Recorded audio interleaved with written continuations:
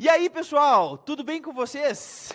Sejam muitíssimo bem-vindos a uma aula de ginecologia.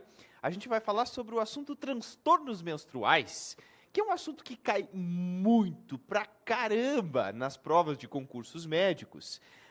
Não só por ser um assunto prevalente no nosso dia a dia e na nossa prática, ele também acaba sendo um assunto que envolve várias coisas. Vários temas são encaixados dentro desse assunto transtornos menstruais.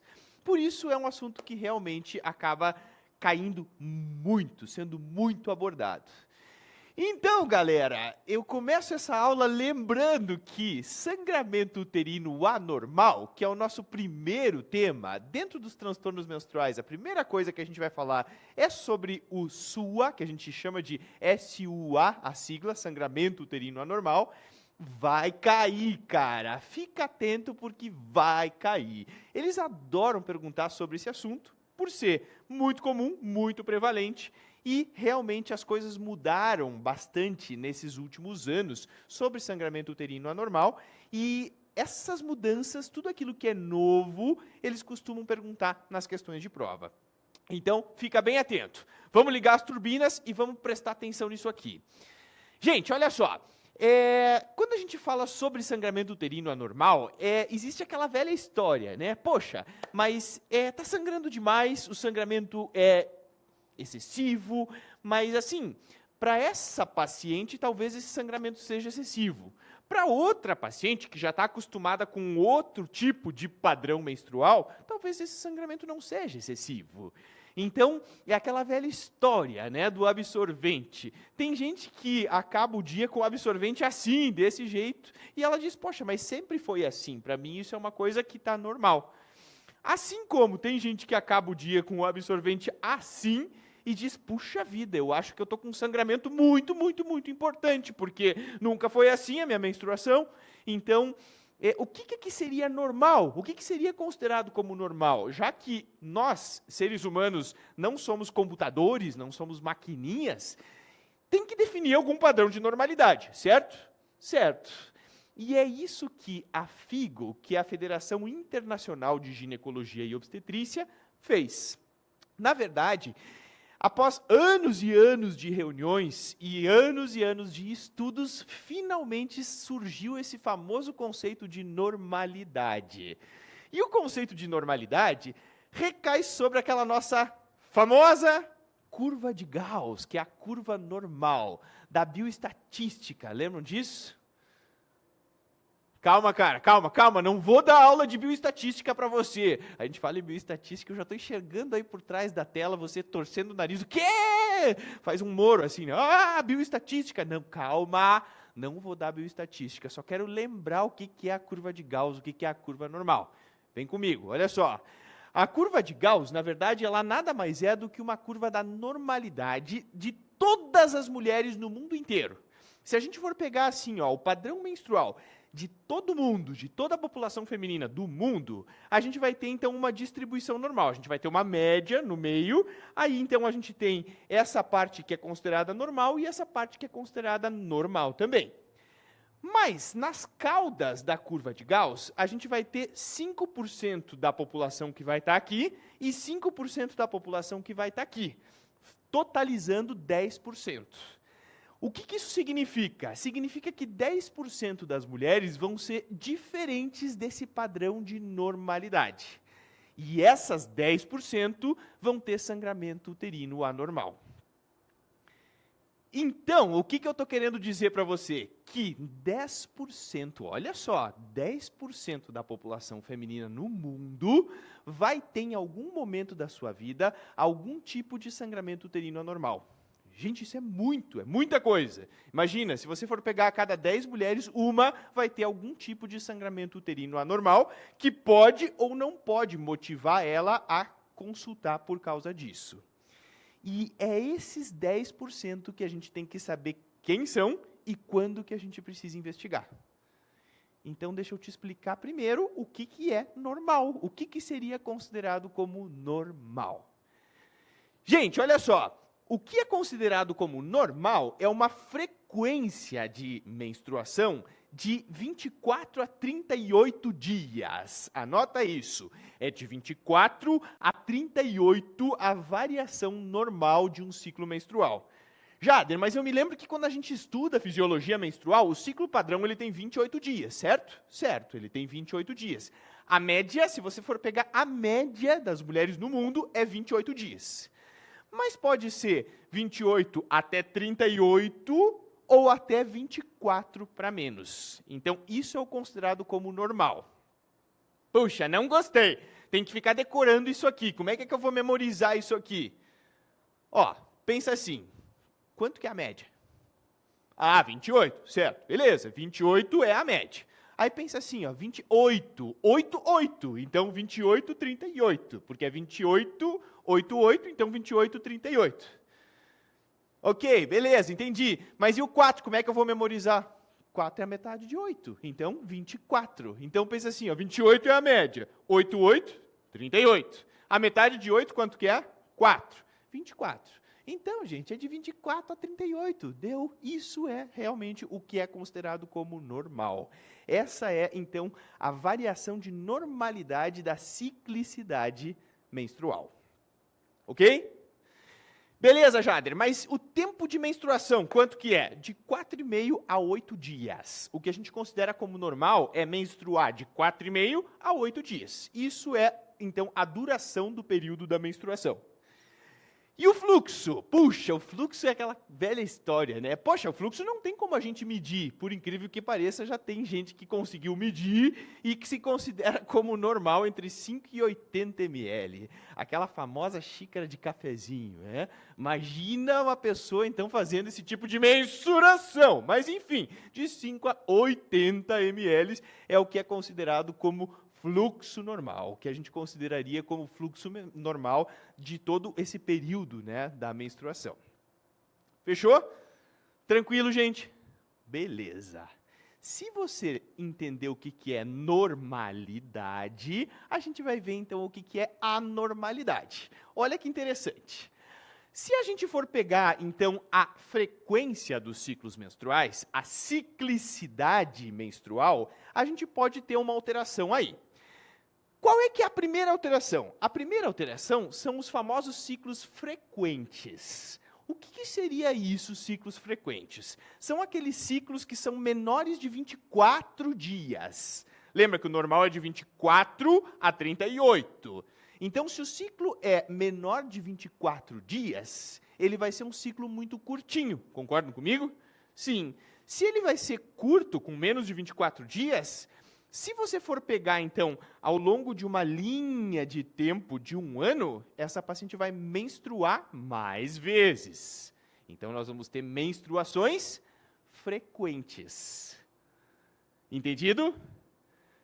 Deixa eu te dar uma situação prática, assim. Uma mulher que menstruava de 28 em 28 dias, ela chega para consultar agora dizendo, olha, doutora, eu estou menstruando de 20 em 20 dias, eu estou menstruando de 21 em 21 dias. Quando eu vejo esses dias, eu menstruei, 15 dias depois eu já estava menstruada de novo. Então, os ciclos estão ficando muito curtinhos. Sim, os ciclos eles estão muito curtinhos. Se eles estão curtos, na verdade, se você for colocar numa linha de tempo, ao longo de 1 ano, essa paciente vai ter tido muitas menstruações. Por isso que a gente chama de menstruações frequentes.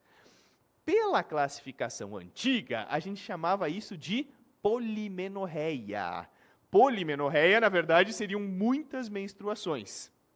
Pode ser que você encontre ainda em algumas provas do Brasil o termo polimenorreia. Na verdade, a FIGO, né, junto com a Sociedade de Desordens Menstruais Internacional, não recomenda mais que a gente utilize esses termos, polimenorreia, oligomenorreia, menorragia, hipermenorreia, mas é aquela velha história, né? Tem gente que gosta ainda de usar aqueles termos mais antigos e talvez vocês encontrem em algumas questões de prova o termo polimenorreia. O termo mais atual seria menstruações frequentes, mas talvez eles possam colocar polimenorreia, que ainda é o termo antigo. Tem gente, né, que usa ainda graus centígrados, é o que eu digo. Então, assim, tem gente que gosta desses termos mais antigos, tem gente que fala graus centígrados, tem gente que fala omoplata, Tem gente que fala perônio, que chama fíbula de perônio, lá do tempo que o meu avô fez medicina. Mas assim, pode aparecer. Então pode aparecer na sua prova esse termo, polimenorreia. Mas o termo mais atual, mais correto, seria menstruações frequentes. Fechou? Beleza? Então, o que seria a polimenorreia? Olha que interessante. Gente, na verdade, o ciclo ele começou a ficar curtinho, menor do que 24 dias. Lembra que 4 é a metade de 8, então 24. Vamos pegar um ciclo padrão. A paciente menstruava de 28 em 28 dias. Então, ela deveria menstruar aqui, no dia 1º, depois, no 29º dia, ela deveria menstruar de novo, e no dia 57, ela deveria menstruar de novo. Então, ó, pá, deveria vir as menstruações nesses 3 momentos. Mas aí o que acontece? Essa paciente agora ela está com ciclos frequentes. Então, lá pelo dia 19, lá pelo dia 20, ó, pá, vem a menstruação. Dá mais 15 dias, pá, vem de novo. Dá mais 12, 13 dias, pá, vem de novo. E dá mais uns 15 dias e pá, vem de novo.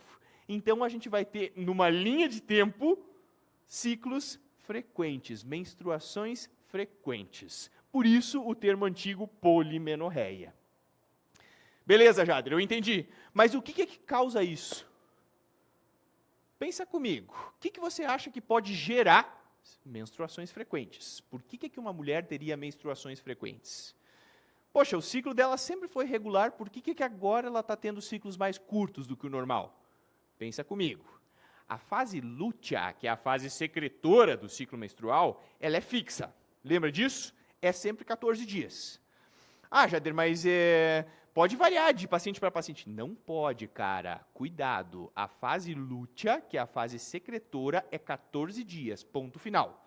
Por quê? Porque o corpo lúteo ele é padrão em qualquer pessoa. Ele dura 14 dias. Mas o que varia é a fase proliferativa, que é a primeira fase, que é a fase folicular do ciclo menstrual. Quando a paciente tem um encurtamento da fase proliferativa, ela começa a ficar menor do que o normal, o ciclo, consequentemente, vai ficar mais curto. Então, é essa a causa. A causa das menstruações frequentes é o encurtamento da fase proliferativa do ciclo menstrual. Anota isso. Causa, então, de menstruações frequentes, ou também antigamente chamado polimenorreia, é o encurtamento da fase proliferativa do ciclo. Jader, mas por que fica mais curta a fase proliferativa? Vamos aprofundar mais, vamos lá, deixa eu aprofundar com vocês. Por que ficaria mais curta? Porque, na verdade, na primeira fase do climatério, é muito comum de acontecer isso. Quando a paciente está lá com seus 46, 47 anos, que ela está começando a ter as primeiras alterações do climatério, a fase proliferativa costuma ser mais curta. Elas costumam fazer picos de estradiol mais precocemente. Lá pelo 5º, 6º dia do ciclo menstrual, elas já estão fazendo pico de estradiol, aí, consequentemente, faz pico de LH mais cedo, e aí, então, a fase proliferativa fica mais curtinha, o ciclo todo também vai ficar mais curto. Por isso que elas vão ter, então, aí, ciclos frequentes. Certo?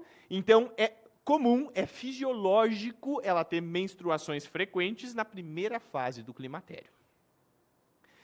Muito bem, eu entendi. Mas o que seriam, então, os ciclos infrequentes? Gente, os ciclos infrequentes é o contrário.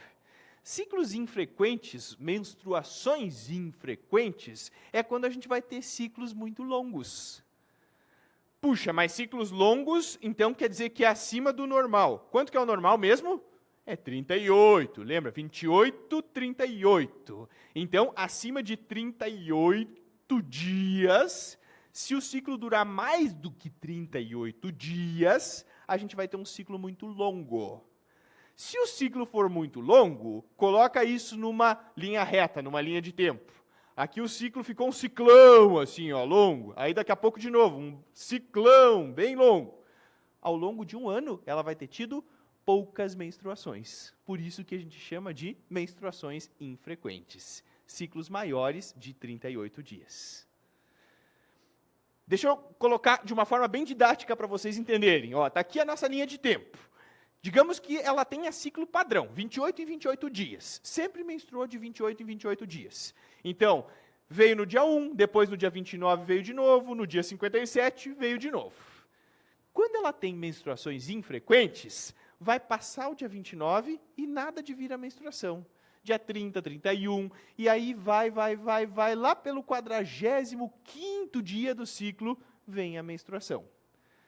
Então, olha só, se você botar isso numa linha de tempo, ela vai ter tido poucas menstruações. Por isso, menstruações infrequentes. Com a nomenclatura antiga, se usava muito o termo oligomenorreia. De novo, gente, olha só, pode aparecer na sua prova, fica atento.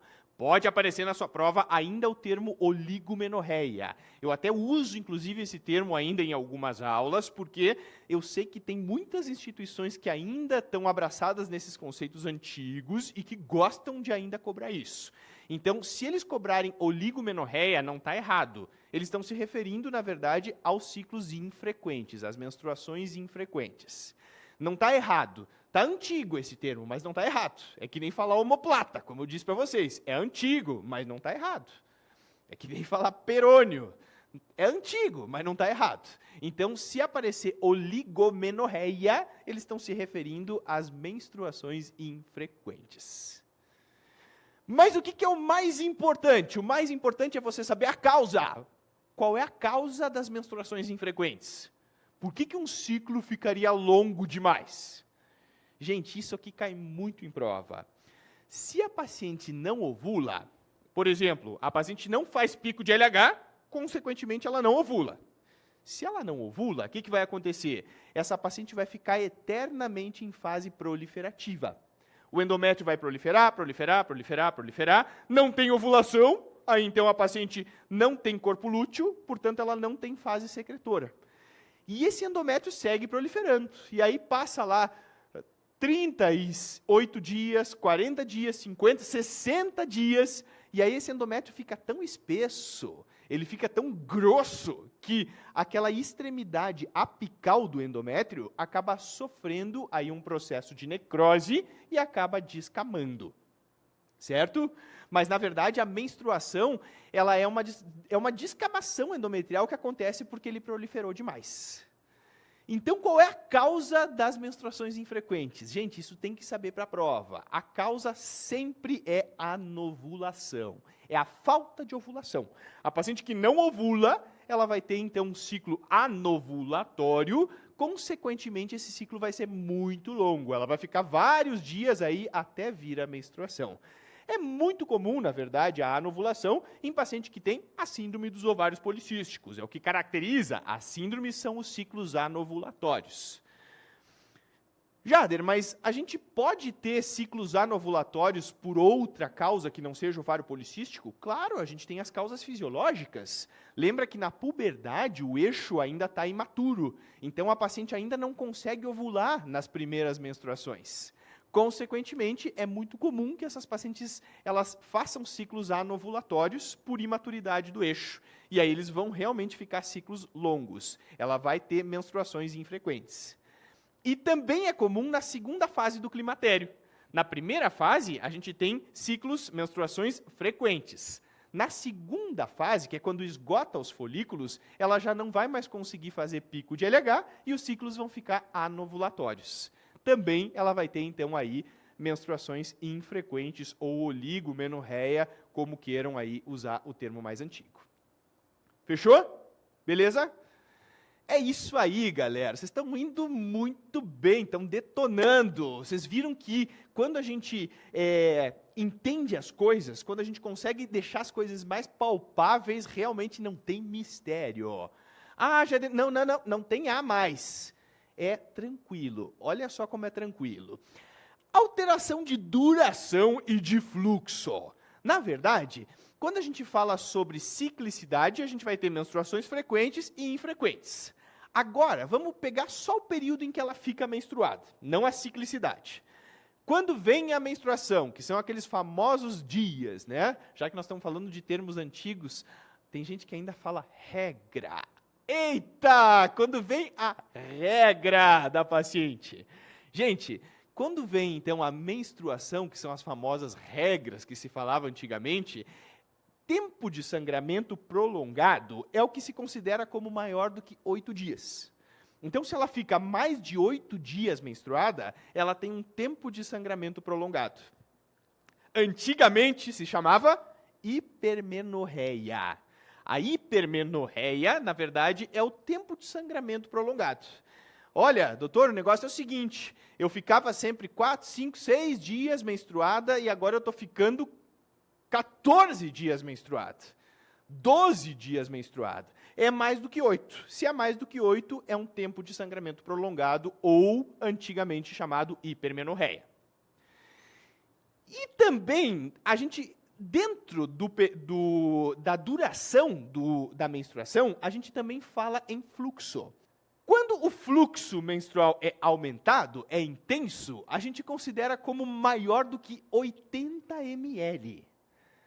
Se for mais do que 80 ml, a gente vai dizer que o fluxo é intenso. Então, olha só, tempo prolongado, mais do que 8 dias. Fluxo intenso, mais do que 80 ml. Ah, puxa vida, ó, isso aí já tem que ficar memorizando. Cara, pensa, é 8 ou 80. A gente fala muito isso, né? Na vida a gente não deve ser nem tão 8, nem tão 80. É exatamente isso, é 8 e 80. Então, é 8 dias, 80 ml. Mais do que 8 dias é tempo prolongado. Mais do que 80 ml é fluxo intenso. Certo? Beleza? O fluxo intenso, mais do que 80 ml, era antigamente chamado menorragia. Então, o tempo de sangramento prolongado era hipermenorreia. O fluxo intenso era menorragia. Mas pode aparecer esses termos antigos aí, como eu disse para vocês em algumas das questões. Cara, vamos lá. O que é que causa tempo prolongado e fluxo intenso? O que já tem que vir na sua cabeça? Isso cai muito, muito, muito em prova. Eles adoram perguntar sobre isso. Isso pela epidemiologia. Se você pega ali uma paciente que tem seus 40 anos, que começou a ter, então, um tempo de sangramento prolongado e o fluxo começou a ficar mais intenso. Qual é a principal causa? É isso que você está pensando. Mioma! Fala, pode falar. É isso aí. Gente, mioma é uma alteração anatômica do útero que cursa com sangramento excessivo. Ele pode tanto aumentar o tempo de sangramento quanto o fluxo, especialmente o fluxo menstrual. Então, pela epidemiologia, a principal causa de tempo de sangramento prolongado e de fluxo intenso definitivamente são esses tumores do miométrio, benignos, completamente benignos, mas que eles acabam aumentando a cavidade uterina, distorcendo a cavidade uterina e acabam provocando sangramento. Então, de fato, a principal causa é uma causa estrutural, uma causa anatômica do útero, chamada miomatose uterina.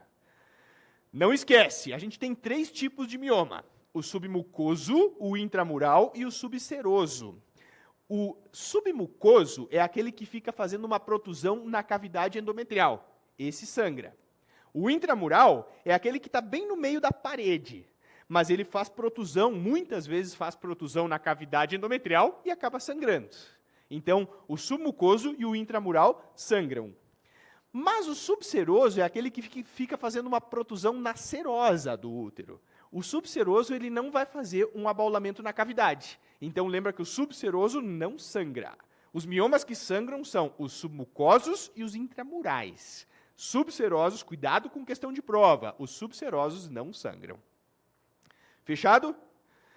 Jader, que mais que pode provocar sangramento excessivo? Adenomiose. Lembra o que é adenomiose? Adenomiose é quando a gente tem uma infiltração de células endometriais no meio do miométrio. Eu vejo que muita gente tem dificuldade que não entende bem o que é adenomiose. Presta atenção em mim aqui, olha só. Gente, a adenomiose é a famosa endometriose do útero. O que é isso? O que é endometriose? Endometriose é quando você tem células de endométrio na cavidade pélvica. Pode ser no ovário, na superfície peritoneal, fora da cavidade uterina. A adenomiose é quando você tem células endometriais, quando você tem tecido endometrial infiltrado no meio do miométrio. essas células elas começam a infiltrar o músculo do útero, que é o miométrio. Dessa forma, o útero começa a crescer, crescer, crescer de tamanho, porque ele está todo infiltrado por células endometriais. E quando essa mulher menstruar, ela vai menstruar muito. Ela vai ter fluxo excessivo e ela vai ter uma duração de sangramento aumentada. Ok? Não esquece também, pólipos endometriais também podem sangrar. Pólipos são aquelas protusões, aquelas áreas que têm uma projeção que parece uma língua, assim, uma lingueta na cavidade endometrial, também pode provocar sangramento. E claro que DIU de cobre também sangra. O DIU de cobre é um corpo estranho ali dentro do útero, também pode provocar sangramento excessivo, pode provocar aumento de fluxo e duração também prolongada. Esse é o principal efeito adverso, na verdade, do DIU de cobre. Ok? Tá tranquilo, galera? Tá tudo certo até aqui? Beleza? Ok? Então vamos lá. Dá uma respirada, afrouxa um pouquinho mais a calça e vamos lá. Seguindo. Gente, o que não pode esquecer? Que os sangramentos de duração prolongada e fluxo intenso também podem acontecer em quem tem ciclos anovulatórios. Por quê? Porque, na verdade, se ela não está ovulando, o que vai acontecer? O ciclo dela vai ficar muito longo. Então, ela vai ter menstruações infrequentes. Mas pensa comigo, se ela não ovula, ela não tem fase secretora do ciclo menstrual. Ela só tem fase proliferativa. Então, o endométrio está sofrendo estímulo do estrogênio. E ele está lá, ó, ele está baixinho aqui, daqui a pouco o estrogênio vai lá e ele prolifera, prolifera. E prolifera, e prolifera, e prolifera. Daqui a pouco esse endométrio fica alto, fica espesso, e o que acontece é que ele fica tão espesso que na extremidade apical do endométrio começa a acontecer um pouco de isquemia. Essa isquemia leva à necrose. Imagina, haja arteríola espiralada do endométrio para nutrir todo esse endométrio que está grosso, que está espesso.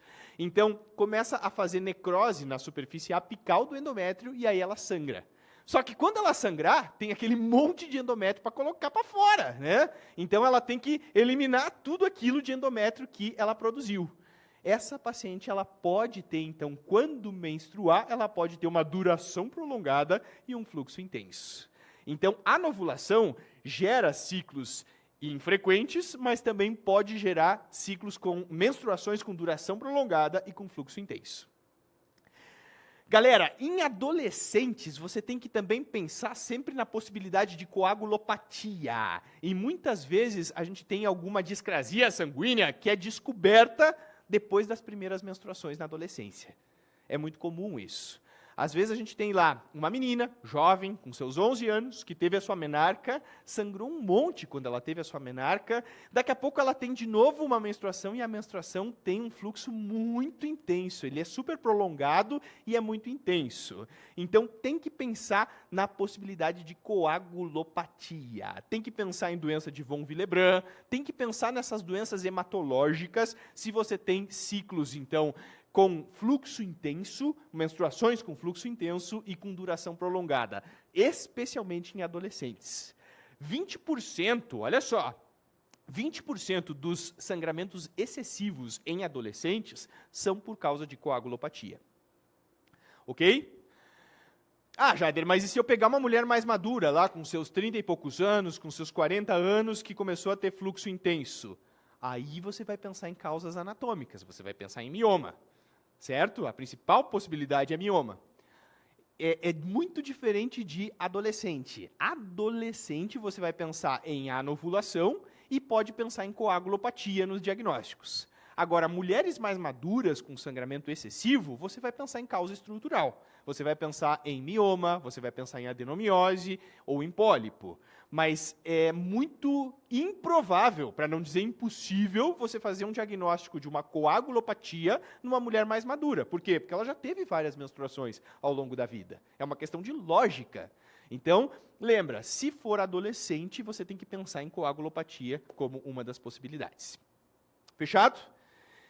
E, gente, também não dá para a gente esquecer que existe chance de malignidade também como causa de sangramento de duração prolongada e de fluxo intenso. Então, tem que pensar que ela pode ter um câncer de endométrio, sobretudo se for uma mulher já beirando seus 50 anos. Tem que pensar na possibilidade também de câncer de endométrio. É muito mais comum que o câncer de endométrio se manifeste por sangramento pós-menopausa.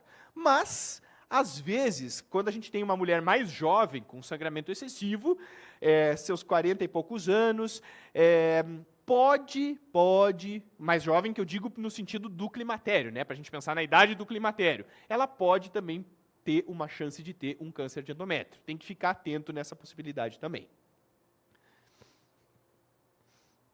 Bom, mas e o que seria o contrário? O contrário seria tempo de sangramento curto, menos do que 4,5 dias.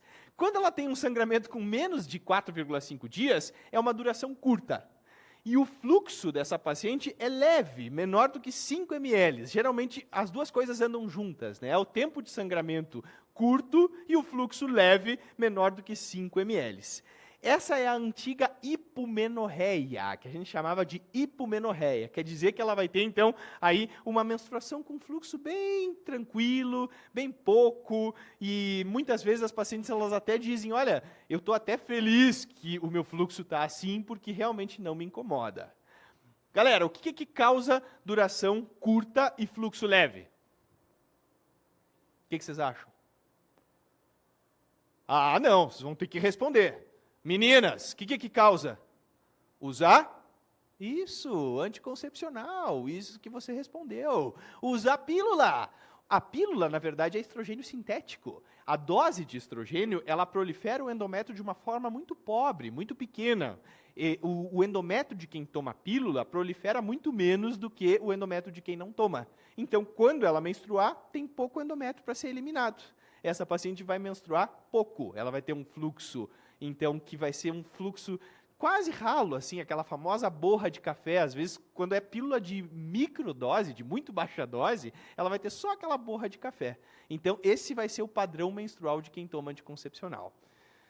Sempre que a paciente se queixar de duração curta e fluxo leve, tem que lembrar, então, do anticoncepcional. Sobretudo, os anticoncepcionais de ultra baixa dose. A conduta é tranquilizar e, sinceramente, aquilo que eu sempre digo, aproveita, porque realmente é uma maravilha ter um fluxo leve e uma duração curta. Fechou? Beleza? Muito bem.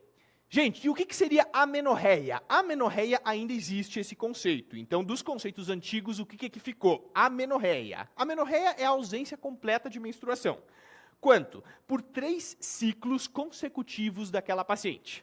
Então, assim, se ela diz, olha, eu menstruava de 25 em 25 dias, se a paciente está, então, aí, com mais de 75 dias sem menstruar, passou aquele tempo dos 3 ciclos dela, que eram ciclos dela, então, essa paciente está em amenorreia. Ou, então, se ela está 6 meses sem menstruar. 6 meses sem menstruar é a definição de amenorreia. Então, ausência de menstruação por 6 meses ou por 3 ciclos consecutivos daquela paciente. Qual é a principal causa de amenorreia? Óbvio, né? É gravidez, é lógico que é gravidez. Ah, mas não pode ser uma síndrome de Sheehan. Claro que pode, mas, cara, pensa sempre em gravidez. Epidemiologia é o que é mais comum, é gravidez. Não, pelo amor de Deus, não erra esse tipo de questão de prova. É gravidez até que se prove o contrário. Ah, mas não tem como porque o meu marido cuida. Não. É gravidez, ok? Ah, mas a gente usa camisinha. Camisinha estoura. É gravidez. Não tem mais. Fechou? Beleza? Muito bem. Bom, e o que seria o spotting? O spotting é aquele sangramento de escape intermenstrual. Geralmente, o que acontece? É muito comum de acontecer spotting ou sangramento de escape em quem toma pílula, em quem usa anticoncepcional. É muito comum, a paciente está lá tomando a sua pílula anticoncepcional e daqui a pouco, lá no meio da cartela, pá, vem uma borra de café. Puxa, que saco! Aí, no outro dia, pá, de novo, mais um pouco. Mas, que droga, para não usar outra palavra. O que será que está acontecendo? Será que essa pílula não está funcionando? Gente, na verdade, a pílula anticoncepcional, ela prolifera o endométrio de uma forma muito irregular, especialmente se for uma pílula com microdose, com muito baixa dose. Na verdade, o que vai acontecer? Esse endométrio ele prolifera de uma forma totalmente irregular e isso leva a sangramentos no meio da cartela do anticoncepcional. A conduta é a gente tranquilizar a paciente de que o anticoncepcional está funcionando. Uma coisa é a ação endometrial do anticoncepcional, outra coisa é a ação ovariana do anticoncepcional. Ele continua bloqueando o pico de LH, ela não está em risco de engravidar por causa disso. E a conduta é a gente trocar para uma pílula com uma dose mais alta de estrogênio. Quando usa 15 microgramas de etinil estradiol, é comum de acontecer isso. Aí você pode passar para 20. Ah, mas não melhorou, continua. Pode passar para 30 e pode passar para 35. Então, você vai aumentando a dose do estrogênio até você conseguir estabilizar o endométrio. Fechado? Que mais? Sangramento pós-menopausa. O que é sangramento pós-menopausa? Sangramento pós-menopausa é aquela senhora que já menopausou, que tem lá seus 60 anos, já está 8 anos em pós-menopausa, e ela volta a sangrar. E ela chega apavorada para consultar com a gente. Não só ela chega, como a prova também chega. Olha aqui, ó, doutora, tá aqui o caso, ó, muito comum, isso sempre cai em prova. Uma senhora pós-menopausa que voltou a sangrar. O que você vai pensar como principal causa? Gente, as pacientes pós-menopausa, elas ficam tão hipoestrogênicas que o endométrio fica muito atrófico, muito atrofiado. Então elas sangram por atrofia. Fica tão friável, tão atrófico, que sangra. A principal causa, então, epidemiologicamente, a principal causa de sangramento pós-menopausa é a atrofia. Anota isso aí, porque isso sempre cai na prova. Você vai lembrar de mim depois. É atrofia. Ah, mas não pode ser um sarcoma. Não, é sempre atrofia. Vai ter sarcoma lá nas alternativas. Não é atrofia. Ah, mas não pode ser mioma. Mioma não sangra na pós-menopausa. Mioma só sangra no menacme. Então, é atrofia e ponto final. Mas toda mulher pós-menopausa que volta a sangrar, você tem que descartar a possibilidade de câncer de endométrio. Então, todo mundo que tem sangramento pós-menopausa, a gente tem que sempre excluir a possibilidade de câncer de endométrio. Não é a causa mais prevalente. A causa mais prevalente é a atrofia. Mas, presta atenção, como o câncer de endométrio se manifesta por sangramento pós-menopausa, toda senhora pós-menopausa que volta a sangrar, você tem que excluir a possibilidade de câncer de endométrio. E qual é a forma que a gente tem de excluir? Fazendo uma histeroscopia para olhar a cavidade e fazendo uma biópsia de endométrio. Então, sangramento pós-menopausa é sinal de igual, matemática, a histeroscopia. Certo? Isso sempre cai em prova de concurso médico. Então, assim, ó, sangramento pós-menopausa, a principal causa é a atrofia. Mas sempre você tem que fazer esse exame aqui, ó, que é a histeroscopia. Aqui nós estamos dentro do útero da paciente, o ósteo tubário está aqui, ó, o direito e o esquerdo, e vocês observam que a cavidade está completamente atrófica, o endométrio está completamente atrófico. Ela não tem câncer. Ótimo, ela não tem câncer, ela sangrou por atrofia. Mas você tem que fazer histeroscopia nela para excluir sempre, sempre, sempre a possibilidade de câncer de endométrio. Fechado? Jader, mas e quando a paciente tem sangramento pós-relação sexual, pós-coito, como é que a gente chama? Qual é o termo semiológico correto? A gente chama de sinusorragia. Sinusorragia é sangramento pós-coito, pós-relação sexual. É muito comum perguntar, a gente tem que perguntar isso, gente, porque eu vejo que tem gente que tem dificuldade, às vezes, de perguntar, né? Puxa, mas eu fico até com vergonha, doutor, eu vou perguntar, eu já vi gente falar isso para mim, né? Olha, eu fico com vergonha de perguntar se o sangramento é depois da relação sexual. Não, vergonha é dar pum no elevador, isso é vergonhoso. Não é vergonhoso perguntar se ela sangra depois da relação sexual. Cara, se ela sangra depois da relação sexual, ela tem sinusorragia. Qual é a principal causa de sinusorragia? A principal causa é a ectopia. É quando aquele epitélio, que é um epitélio simples colunar, que deveria estar lá dentro do canal endocervical, ele simplesmente everte e fica para fora. Então a gente chama isso de ectopia. É muito comum em usuárias de pílula, em usuárias de anticoncepcional, e nas gestantes também é muito comum, então, acontecer a ectopia. Ectopia, na verdade, o que é? É só uma alteração normal da anatomia do colo do útero. Não precisa se preocupar, a conduta é tranquilizar a paciente. Essa é a principal causa de sangramento pós-coito. Mas todo mundo que tem sangramento pós-coito, você tem que olhar o colo, porque tem que excluir a possibilidade de câncer de colo uterino. Olha aqui, ó. Você pode botar o espéculo e enxergar isso aqui, ó. Essa maçaroca aqui no colo do útero, olha aqui, tem até a área de necrose já aqui. Isso aqui é a área de necrose. Quando o pênis encostar aqui, ó, o que vai acontecer? Vai sangrar. É a mesma coisa da ectopia, isso aqui é friável. A glande encosta aqui, vai sangrar, lógico. Então, a principal causa é ectopia, mas você tem que excluir a possibilidade de câncer de endométrio. Fechado? Beleza? Então vamos lá, anota aí para você não esquecer para sua prova. Sangramento pós-menopausa. Qual é a principal causa? É uma causa benigna, é a atrofia. Mas o que sempre tem que excluir? A possibilidade de câncer de endométrio. Então tem que fazer histeroscopia. Sinusorragia, sangramento pós-coito. Qual é a principal causa? Também é benigna, é uma ectopia. Mas sempre você tem que excluir a chance de ter câncer de colo de útero. Então tem que examinar a paciente, tem que botar o espéculo na paciente. Não, é o mínimo que você pode fazer pela sua paciente é colocar o espéculo. Pelo amor de Deus, a paciente veio consultar com você e aí você vai lá e olha, puxa, vamos pedir os exames e tal. Não, gente, tem que examinar. Está literalmente na sua cara o colo do útero quando você põe o espéculo. Então põe o espéculo e olha o colo dela. Vê se tem alguma maçaroca ali. Se tiver, essa paciente tem que ser biopsiada. Você tem que fazer o diagnóstico de câncer. Mas essa não é a principal causa. Ela tem que ser sempre excluída, mas ela não é a principal causa. A principal causa é a ectopia. Fechado? Tranquilo? Então, galera, o que seria um sangramento uterino disfuncional? Tudo aquilo que a gente falou até agora, na verdade, são alterações do padrão menstrual. Mas existe ainda uma entidade clínica que é chamada de sangramento uterino disfuncional, que aparece bastante nas provas de vocês e que tem tudo a ver com essas alterações, com esses padrões anormais de sangramento que a gente está vendo até aqui. Olha só que interessante.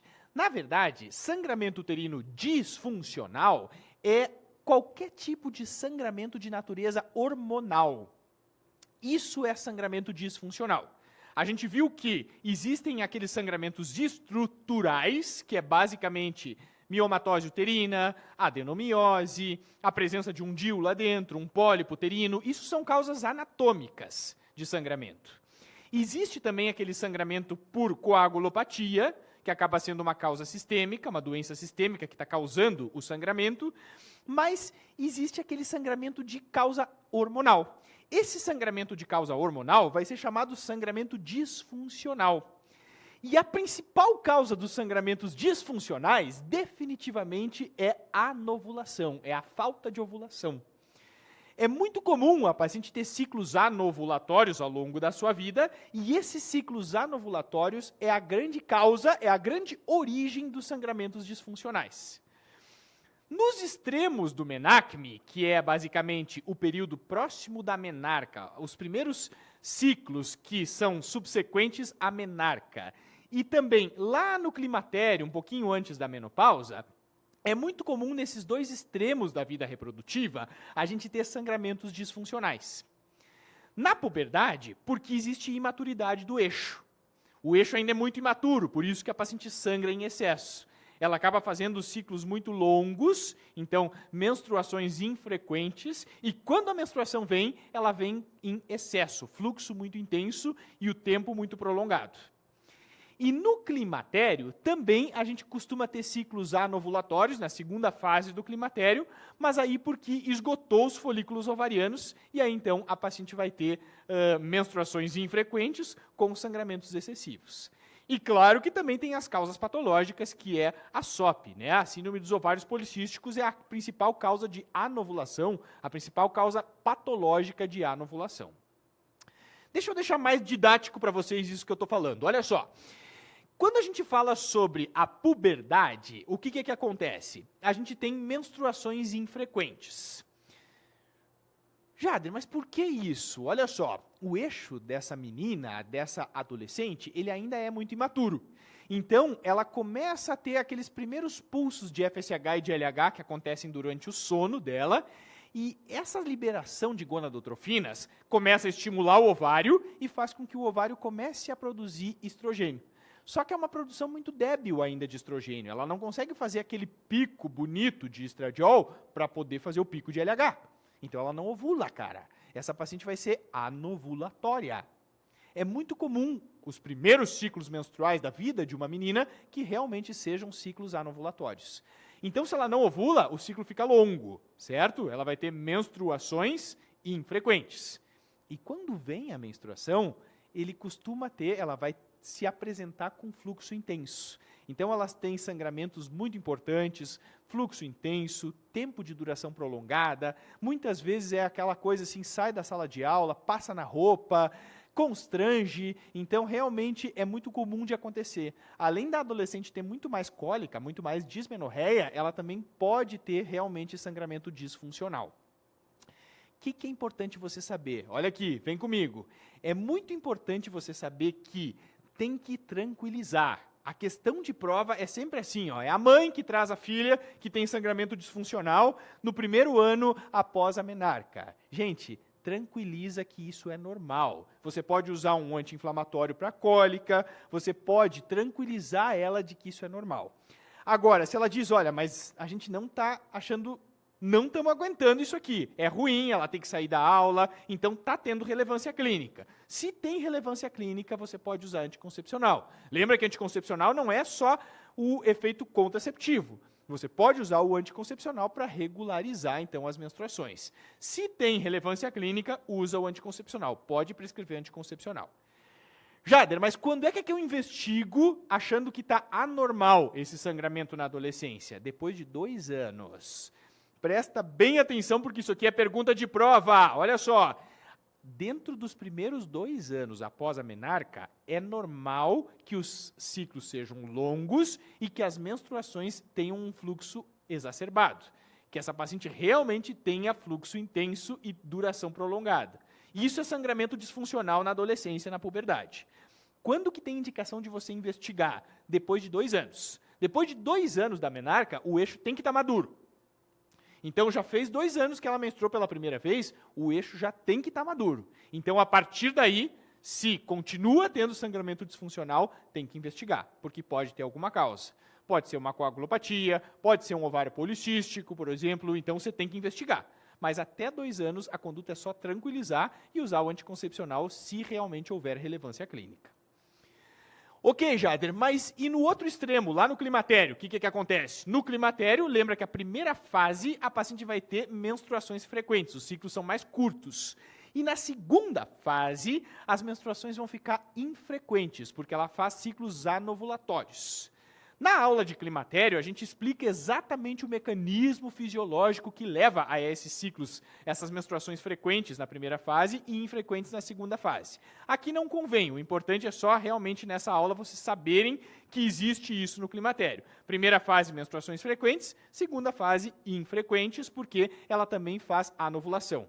Mas aí, no caso, não é por imaturidade do eixo, como seria na puberdade. Nesse caso é porque esgota os folículos ovarianos, não consegue mais produzir pico de estradiol, porque não tem mais folículo produzindo estradiol, e aí então essa paciente acaba fazendo ciclos anovulatórios e as menstruações ficam infrequentes. Quando vem a menstruação, aí ela pode vir realmente com fluxo intenso, importante e duração prolongada. Por isso, o sangramento disfuncional também. Entendido? Ficou claro? Tranquilo? Muito bem. Então, para a gente finalizar com chave de ouro essa aula, como é que trata o sangramento uterino disfuncional? As causas anatômicas de sangramento, que são as causas estruturais, você vai tratar de acordo com a patologia que você encontrou. Então, se foi um mioma, você vai tirar o mioma, ou talvez indicar uma esterectomia, dependendo da idade da paciente. Isso tudo vai ser falado na aula de miomatose uterina. Se for pólipo, você vai tirar o pólipo. Isso tudo é causa estrutural. Agora, as causas disfuncionais, que são as causas hormonais, como que elas podem ser tratadas? Você pode usar progesterona de segunda fase. Então, se ela não está ovulando, na verdade, a origem é a anovulação, então você vai suplementar aquilo que o ovário dela deveria estar produzindo. Ela não está conseguindo fazer a segunda fase do ciclo menstrual, então usa a progesterona de segunda fase. Geralmente tem se indicado muito pouco progesterona de segunda fase, que seria assim, ó, ela menstrua hoje, conta 14 dias, aí no 15º dia ela começa a tomar progesterona, 1 comprimido por dia e por 14 dias. Aí fica 14 dias sem, toma por mais 14 dias. Fica 14 dias sem, toma por mais 14 dias. Isso faz a paciente, às vezes, se perder um pouquinho nessa questão de como tomar, né, a progesterona, então é muito mais prático a gente usar anticoncepcional. Anticoncepcional, então, realmente vai regularizar, especialmente se a anticoncepção é desejada. Análogo do GNRH dá para usar? Dá para usar análogo do GNRH também. O análogo bloqueia completamente a produção de estrogênio dessa paciente. Jader, isso aí funciona? Claro que funciona, e funciona muito bem, porque ela para de produzir estrogênio e ela para de ter sangramento disfuncional. Só que qual é o grande problema? O grande problema é que o análogo do GNRH, você gera um estado de pseudomenopausa na sua paciente. Ela começa a ter fogacho, ressecamento vaginal. Então, os efeitos adversos do análogo do GNRH não justifica você ficar usando de rotina. Faz parte do arsenal terapêutico, mas não deve ser também uma primeira escolha, assim como a progesterona de segunda fase. Realmente, o mais prático que se recomenda é o anticoncepcional. Mas, de novo, eu não estou aqui para ensinar vocês só coisa da vida, eu estou aqui principalmente para ensinar coisa da prova. E na prova vocês têm que conhecer todo o arsenal terapêutico que existe. Tem mais um, olha só qual que é. O DIU com levonorgestrel. O DIU com levonorgestrel, que na verdade é um dispositivo intrauterino medicado com progesterona, ele tem o intuito de gerar amenorreia. Então, é um belo tratamento para paciente com sangramento disfuncional. Especialmente para paciente que está climatérica. Então, se ela está ali passando por aquelas alterações menstruais do climatério, é excelente ela colocar o DIU com levonorgestrel, porque ele realmente faz com que esse endométrio dê uma trégua para ela. Ela para de sangrar e, dessa forma, ela trata o sangramento disfuncional e entra sem esse tipo de alteração no climatério. Então, e muitas vezes a anticoncepção também é desejada. Então, você acaba, como a gente diz, né, matando 2 coelhos com uma cajadada só. Então, você realmente consegue aí fazer um tratamento adequado para paciente com DIU com levonorgestrel. Jader, dá para usar anti-inflamatório?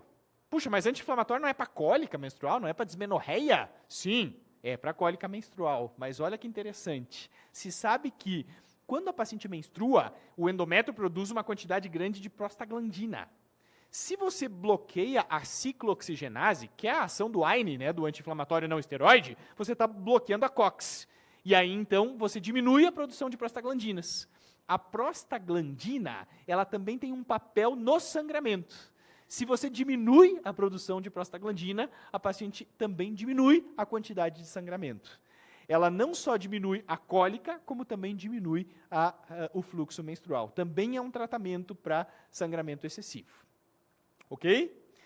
Tudo aí, isso aqui, galera, é tratamento que a gente considera como tratamento definitivo. Então, assim, você tem um sangramento disfuncional, você vai tratar isso de uma forma definitiva. Então, você oferece para ela um DIU com levonorgestrel, você trata, então, definitivamente a longo prazo. Você dá o anticoncepcional, você trata a longo prazo. Agora, pode aparecer na sua prova o seguinte, aquela paciente que chega na emergência com uma queixa de sangramento disfuncional. E ela está sangrando muito. Ela ainda não sabe se ela vai usar um DIU com levonorgestrel, se ela vai começar com um anticoncepcional, mas agora, nesse momento, ela está sangrando muito e é um sangramento disfuncional. Qual é a melhor medicação para tratar agudamente o sangramento disfuncional? Galera, isso aqui é filé mignon de prova de concurso médico. Está caindo muito isso. A medicação de escolha para tratar agudamente o sangramento disfuncional, enquanto você ainda não sabe qual vai ser a decisão do método definitivo que ela vai usar, nesse momento que ela chegou lá na emergência, que você está lá atendendo, e ela chega com um sangramento importante, a medicação de escolha se chama ácido tranexâmico. Já ouviram falar nisso? O ácido tranexâmico é uma medicação chamada de antifibrinolítico. Ela faz parte de uma classe farmacológica dos antifibrinolíticos. Ei, Jader, que salada de fruta isso aí na minha cabeça. Calma, olha só, eu vou te explicar. Vem, olha aqui. O ácido tranexâmico, na verdade, ele é um antifibrinolítico. O que é? Vamos começar pela fibrinólise. O que é fibrinólise? Toda vez que existe um sangramento agudo, tem que formar um coágulo de sangue para estancar esse sangramento, certo? Esse coágulo de sangue, depois que ele estancou o sangramento, ele não tem que ficar ali a vida inteira. Ele precisa ser desfeito, ele precisa ser lisado. Para acontecer a lise do coágulo, a gente chama isso de fibrinólise. Existe uma substância que se acopla no coágulo que é chamada plasminogênio.